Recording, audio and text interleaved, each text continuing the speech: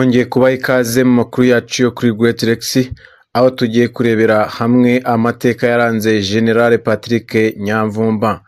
General Patrick Nyamvumba ni umwe mu basirikare bakomeye bo mu Rwanda wageze ku rwego rw'impeta ya General.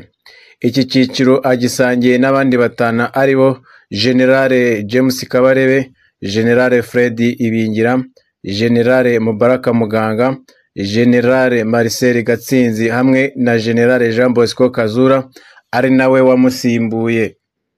General Nyamvumba afite imyaka 57 kuko yavutse tariki ya 11 Kamena 1967.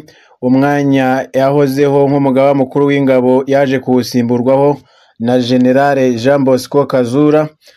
Ku itariki ya 23 Kamena 2013 nibwo General Nyamvumba yagizwe umugaba mukuru w'ingabo z'u Rwanda asimbuye Lieutenant General Charles Kayonga wari usanzwe ari umugaba mukuru w'ingabo RDF. Icyo gihe Nyamvumba yarasoje imirimo ye nk'umuyobozi w'ingabo za Loni zibungabunga amahoro mu gace ka Darfur zizwi nka UNAMID. Yayoboye kuva mu mwaka wa 2009 kugeza mu mwaka wa 2013. General Patrick Nyamvumba yarangije mu ishuri rikuru rya gisirikare muri Nigeria ndetse yize mu ishuri rikuru rya gisirikare muri Zambia ryitwa Zambia Defense Service Commander and Staff College. Nyuma yaho yize mu ishuri rikuru ry'ingabo ryigisha amahoro muri Afrika y'Epfo mu mwaka wa 2003. General Patrick Nyamvumba afite ubunararibonye mu bijyanye n'amahugurwa n'inama zitandukanye ku bijyanye n'ivugurura ry'inzego z'umutekano, security sector reform, amategeko mpuzamahanga agenga intambara, ibikorwa byo kubungabunga amahoro ndetse n'amahugurwa y'abayobozi ku rwego rwo hejuru yagiye abera muri Afurika no muri Amerika. General Nyamvumba yagiye ashingwa imirimo itandukanye mu ngabo z'u Rwanda RDF, irimo kuyobora batayo y'ingabo zirwanira ku butaka mu mwaka wa 1995. Yashinzwe kandi umutwe ushinzwe imodoka z'intambara mu mwaka wa 1996 ndetse no kuyobora brigade y'ingabo zirwanira ku butaka mu mwaka wa 1997.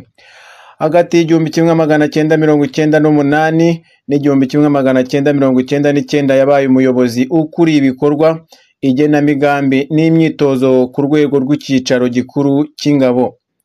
Yayoboye kandi ikigo gishinzwe gutegura abasirikare bajya mu butumwa bw'amahoro kuva mu mwaka wa 2004 kugeza mu mwaka wa 2007. Indi mirimo yashinzwe harimo kuyobora itsinda ryiga ihurizwa hamwe ry'umutwe umwe w'ingabo z'u Rwanda, kuyobora komite ishinzwe ingengo y'imari y'ingabo, ayobora n'umushinga wari ushinzwe kwiga ishyirwaho ry'ishuri rikuru rya gisirikare. General Nyamvumba yanabaye kandi intumwa ihuza u Rwanda, Afurika yunze ubumwe, African Union n'umuryango w'abibumbye, aho yagiye ashingwa kuganira n'izo nzego no gusinya amasezerano y'ubufatanye ahagarariye igihugu cy'u Rwanda. General Nyamvumba kandi yabaye umuyobozi w'ishami rikuru rya gisirikare rishinzwe gucunga ibikoresho. Mu mwaka wa 2007 yanabaye perezida w'urukiko rukuru rwa gisirikare. Afite imidari myinshi irimo uwo kubohora igihugu, uwo guhagarika jenoside, urugamba rwo hanze y'igihugu, uwishyirwaho ry'umukuru w'igihugu, uwo kubohora ingabo, uw'ibikorwa byo guteza imbere igihugu, n'umudari witiriwe Nile n'uwo gukorera Loni igihe kirekire. Umwanya w'umugaba w'ingabo General Patrick Nyamvumba yari amazeho imyaka 6, yari yawugiyeho mu mwaka wa 2013 asimbuye Lieutenant General Charles Kayonga. General Kayonga yari kuri uwo mwanya kuva mu mwaka wa 2010 asimbuye General James Kabarebe nawe wawugiyeho mu mwaka wa 2002 mu kwezi kwa 10 asimbuye General Kayumba Nyamwasa. Ibindi kandi General Patrick Nyamvumba yigeze guhagarikwa ku mwanya wa ministre kubera yari ariho gukorerwaho iperereza. Mu ijoro ryo kuwa 27 Mata 2020 nibwo hasohotse itangazo rya Minisitiri w'Intebe w'u Rwanda rimenyesha ko Perezida wa Repubulika y'u Rwanda Paul Kagame yavanye General Patrick Nyamvumba ku mwanya wa minisitiri w'umutekano ku mpamvu z'uko yari ariho gukorerwaho iperereza. General Patrick Nyamvumba yari yahawe uwo mwanya ku itariki ya 4 Ugushyingo 2019, umwaka umwe gusa avanywe ku mwanya w'umugaba mukuru w'ingabo. Yari amazeho imyaka 6. Iyi minisiteri yari amazeho amezi 6 ayoboye, yari yaravanyweho mu mwaka wa 2016 yongera gusubizwaho mu mwaka wa 2019.